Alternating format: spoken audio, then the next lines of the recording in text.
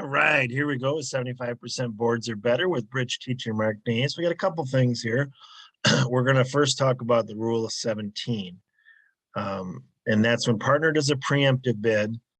I will admit Larry Cohen is not a huge fan of this bid, and it's not as it every rule except for rule of 11, I guess, is a guideline to help you in some way. And this one is a way to help you decide whether to bid game or not.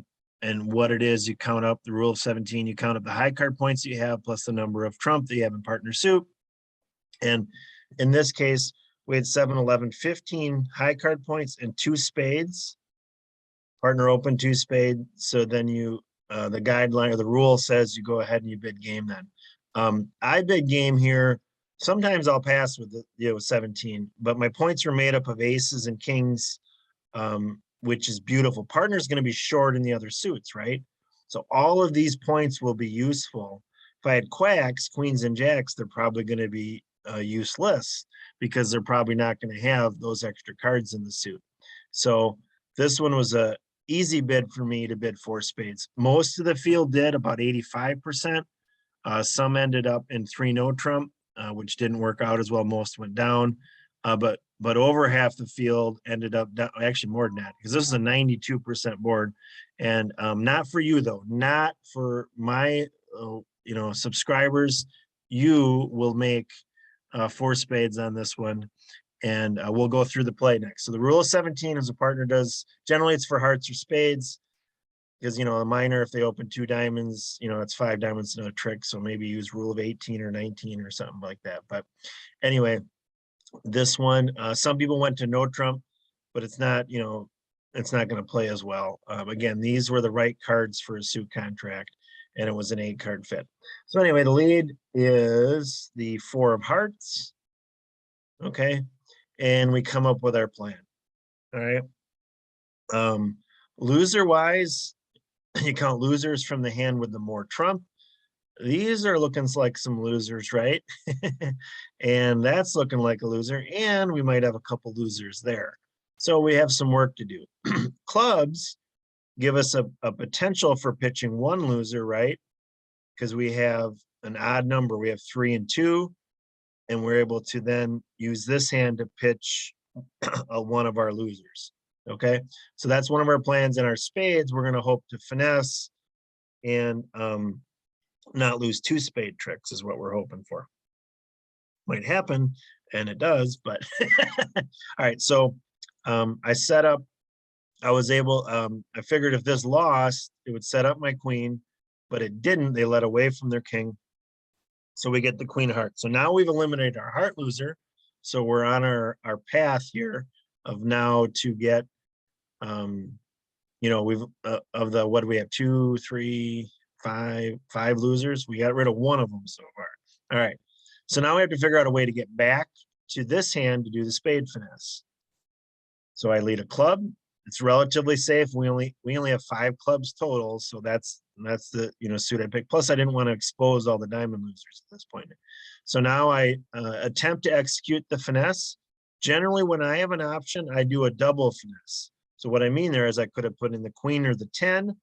I go ahead and put in the 10, and I'm relatively happy at this point because now I know, now I think we're going to be okay on the jack. As you can see, we're not, because they have the jack 9-8.